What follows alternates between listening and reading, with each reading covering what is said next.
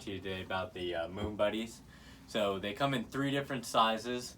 You got 7.0, 6.0, 5.0. Each of them have different liters. I believe the 7.0 is 140 liters, the 6.0 is 120, and then the 5.0 is 80 liters.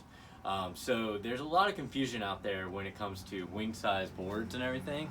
I think a lot of people are pushing for these tinier boards to ride, and I find myself actually trying to push people towards bigger boards. And the reason why I want to push you towards a bigger board, like say the 7.0 or the 6.0, is that it's going to make it a ton easier to learn. You're going to spend way more time flying, having fun doing it, doing the wing thing and everything. And then once you progress enough, then you can go down to smaller boards like say the 6.0 or the 5.0.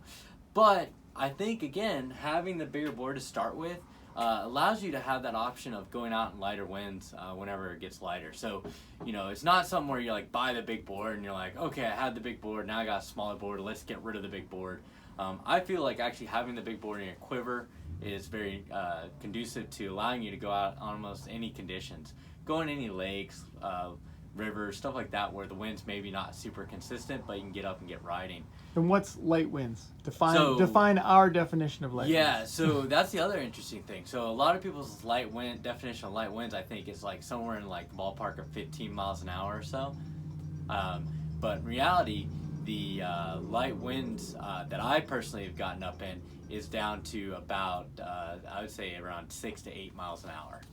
So it's pretty dang light. Winds, yeah. That's very light. But that's not five, you know. You're not getting to do that on the 5.0. You're not even going to do that on the 6.0. So personally, I own a 6.0 ride engine right now, and I find that basically my low wind right now is about 10 to 12.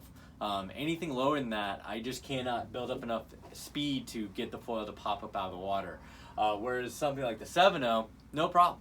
I can just sit there, wait for a gust, pump it, and work right up onto it. Yeah, and it's more about length versus displacement, I think. Exactly, yeah. Exactly. And that's the other thing. Like, the displacement of the board is great for your body weight getting on the board, making it stable. But in reality, length is going to help you get up to speed. So shortening that length is great, but you got to be super efficient. So I know everyone wants to go to these smaller boards, and they're there for you once you get it good enough, but don't short yourself. Get something bigger. Get something that's going to make it more stable, make it easier to get going. And then know that, hey, all these small boards are going to be here waiting for you. Yeah, so hit us with some features. What do you love about that 6.0 you ride? What are some of the features on that Moon Buddy? So basically, so the nice thing about some of the features on the 6.0 right here is it does have a top handle. So I find getting in and out of the water is pretty easy. I know a lot of WingFoil boards are putting handles on the bottom, but having a handle on top, it's just something that we're used to. So I do like that. The other thing I do like is you do have foot strap options here. So I know one guy who's put 2 straps here side by side, and it really allows you to slide your feet in on each side of the board. Whereas the other option you can do is you can do a sideways strap, so it's dedicated to a certain foot direction. So if you like to use your left foot or right foot, you can angle the strap in that orientation. But again, the volume and everything, I think is critical. It allows me to get out and almost no wind, stand up on the board, and just kind of wait for puffs and stuff. Can you show us the back of that 5.0 maybe? Just they're all the same. Yeah, so all the boards are the same. And basically, big cut down on the back there at the bottom. Yeah, so there's a good size cutout on the bottom here with a nice sharp rail. That's going to make it easy to pump it up onto foil. So if this was more drawn out or a little bit rounder, you're going to find that getting up on the foil is going to be a little trickier because the water's going to grab, where that's a good clean release and everything. And then the other cool thing is that they do have the option of a fin in front. And that's just going to help you get good forward traction, exactly. With either, say, with the wing thing, or more realistically, when you try to stand up paddle these things, you have the option of putting a front skeg in there and allow it to help drive you. Just a standard FCS. It doesn't come with the board, but you have an option of... Yeah, exactly. There's no fin that actually comes with the board, so you're still going to have to provide that fin for yourself. But FCS has got the 2 screws, so it's designed for the vertical back fin. So it's a symmetrical fin, not one side or the other. I think that's about it. Yeah, so now the wing size is under the board, right? So basically, what we're finding is you really want to go big.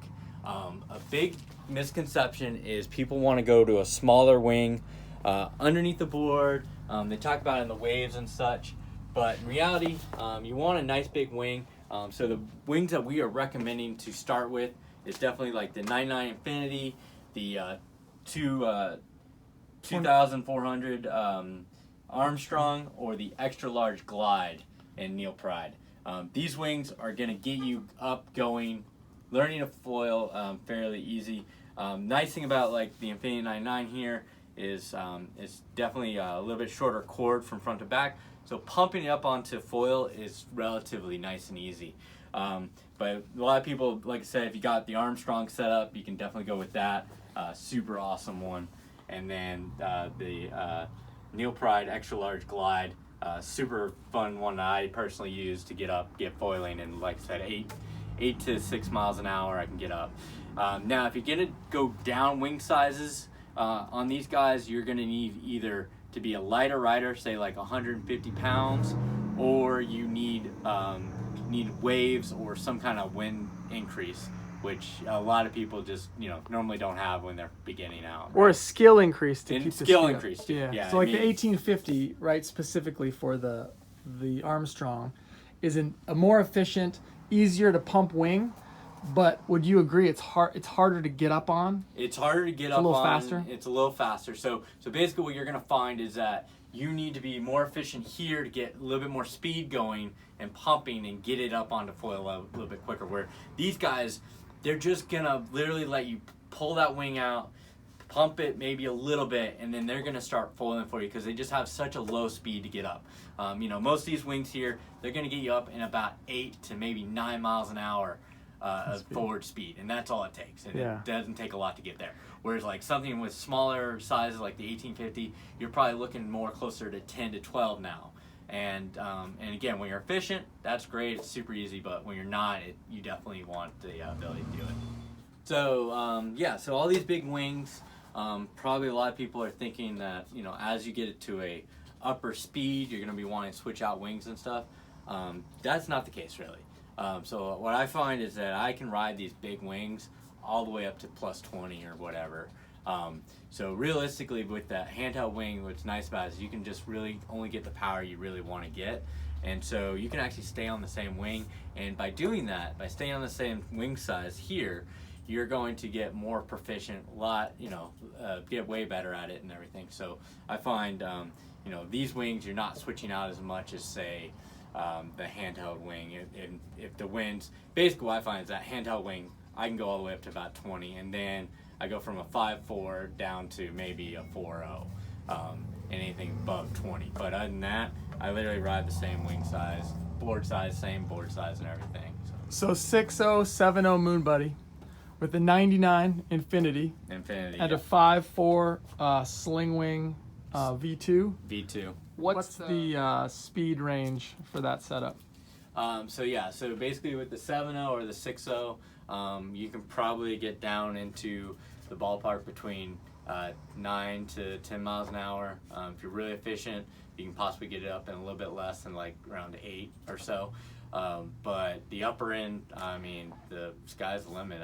You can really get out there and almost above 20 and such. So really, you have so much range with this gear. It's really amazing. So if you're going out in like high teens, low 20s, or that's kind of the range, what's the next size? So the 5.4 or a 6.4 if you're a big guy, and then like a 4.4 or a 4, I guess? Yeah, exactly. So if you're smaller, you're going to obviously go down everything. You're just going to go down size everything for your body weight and everything. But the size just really depends on how big you are and really how low wind do you really want to try to go in. So basically the bigger the gear you have, the less wind you need. But as you go to smaller gear, you're going to find that cutoff happens a lot quicker. Yeah, we love wing foiling. Yeah, we absolutely love it. It's so much fun. Yeah, super fun. Thanks, Chris. I love using our flags. Yeah. Hey, be nice. Yeah,